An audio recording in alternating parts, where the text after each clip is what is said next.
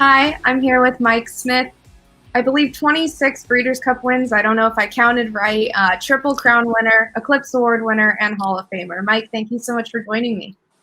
Thanks for having me. I appreciate it, Anna. Yeah, I know you're a busy guy, obviously, and I think you're at the gym right now, correct?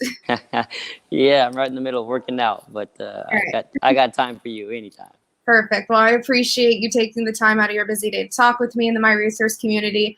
First, of course, we have to talk about Authentic to get going because this is about My Racehorse. You were able to ride him in the G1 Haskell last year.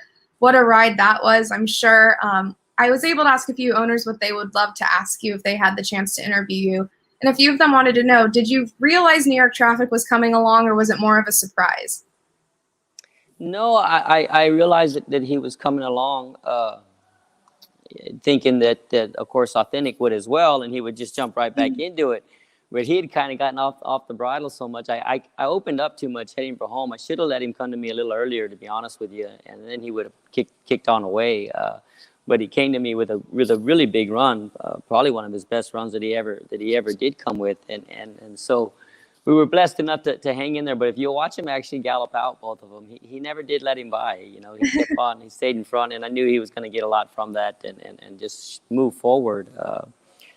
Turns out, you know, that was one of the fastest, as far as number-wise, races of the 3-year-old preps leading into the Derby.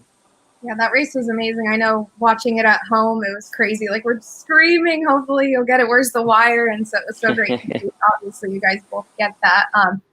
Obviously, with all these big wins you've had, so many to count. A lot of people wanted to know, I know you're really good with your regimen of what you eat. After a big win, let's say like a grade 1, what will you do to celebrate? Do you let yourself have a big meal, or is there a certain food you go to when you want to celebrate?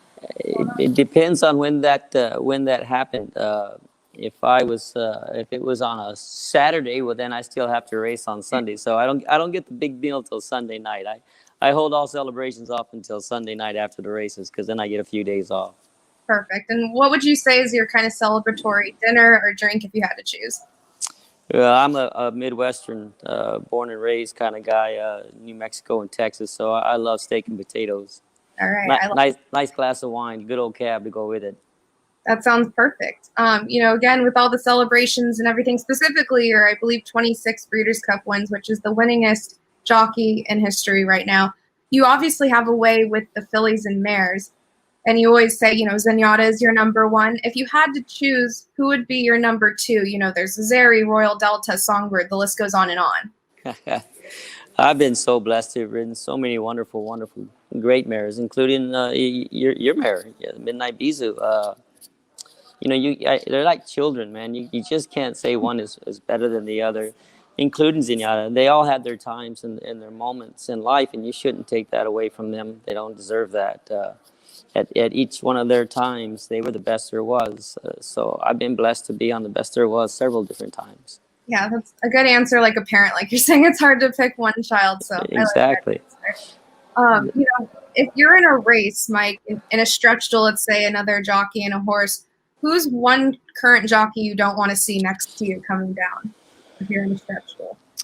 Oh man, any one of them that I think has a fresh horse underneath them and is going to be hard to put away or to get away from. So I have the utmost respect for jockeys. They're competitive, strong, very fit and aggressive athletes, man. They're going to try and beat you with all they got and with what they do have. So anytime a horse comes to me that I have a lot of respect for, well, I'm worried about it. Yeah. With that being said, there are so many jockeys younger than you, and I'm sure look up to you so much, as they should. Do a lot of them ever come to you for advice, or do they kind of stick to their side?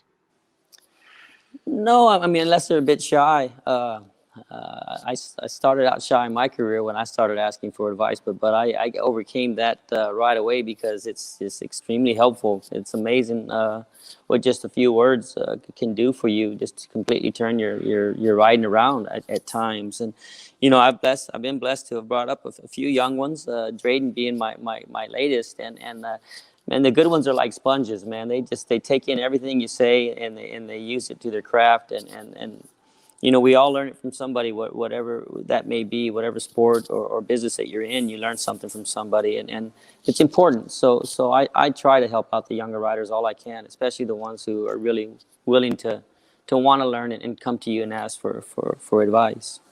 I mean, how lucky are you to have Hall of Fame Mike Smith in the jocks room with them? I hope they soak up every minute of it. Well, thank you. I was blessed to have a many Hall of Famers in front of me that I got to learn off of. So it certainly made my career a whole lot happier and easier.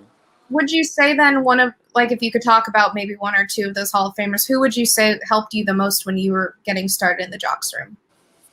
Early on in my career, it was Pat Day that helped me a whole lot. He really took a liking to me because he saw that I really wanted to learn, and I was a sponge, and I was around him at all times, and I was probably like a fly. He couldn't get rid of me, and so he would always be my first and foremost. And then going into New York and getting the opportunity to learn from guys like Angel and Jerry Bailey and Georgie Velasquez, Jacinto Vasquez, and then coming to California and learning from Lafitte, Chris, and Eddie D, and all the greats here. And Gary Stevens has always been like my brother, who's always somehow, some way, always seems to get me to go to another level. So I've learned from so many of them. I was very blessed to probably come around at a time when the riding colony was about as tough as it ever get. It would have been in the Michael Jordan eras. With Michael Jordan and Larry Bird and Magic and all them kind of guys. That's who was around me at the time that was older than me that I got to learn from. How amazing are those stories? I'm sure we could talk for hours about all those amazing stories. Speaking of, past Hall of Famers and past racehorses, is there one specific horse from the past that you wish you could have ridden, maybe 100 years ago or 50 years ago? If there's one that comes to mind, who would you have loved to ride? Well, I think everyone would say Secretariat, just to see what it felt like one time to get on a big red like that. Now, horse I was a huge fan of at the time back then, especially because I was learning underneath Pat Day, was a horse called Easy Goer. Big fan of Easy Goers, and I always just wanted to sit on his back one time. Very cool. I think that's a great choice. Tom Brady just won his 7th Super Bowl, I believe, at 43 years old. You correct me if I'm wrong, won your Triple Crown at 53. Do you think this is a new trend, so to say, that keep healthy and experience just keeps getting better? Do you think that's going to keep going forward in sports? Just doesn't matter the age you are. Without a doubt. I'm here in the gym right now, and there's 2 young riders in there working out right now, and you used to never see that back in the day. So they've certainly caught on. But, if you take care of your body and you're blessed, with not getting injured, and you stay fit and strong, you can go into especially in horse racing, because, really the equine athlete he's the main athlete. So if you can stay mobile and being able to quick and move and stay strong and keep your legs and keep your air, you can stay in this sport for quite a while. Yeah, I think it's paying off for you, right? I know, like you said, fitness is such a big part of your regimen, and it's paying off. So, Mike, I think on that note, I won't keep you too long. I know you have a workout to get back to, so thank you so much for taking the time to talk with me in your busy schedule. I think to wrap up, if you had one little message you could say to the My Racehorse community, what would that be? Thank you for letting me be a part of the team last year. And if you need me anytime, I'm here waiting for you. I'm like Brady. He don't plan on retiring. Neither do I. So when you guys need me, please let me know. I'll be there. And I'll be fit because I'm still working out. Yes, very good. Well, we'll look forward to that. We love to hear that you're not retiring soon. And believe me, the whole My Race community will love to hear that you want to ride another one again. So, Mike, thank you again. Best of luck in all your future rides. Thank you, and thank My Racehorse. Yeah, all right. Don't miss any of the action in the My Racehorse stable. Subscribe today.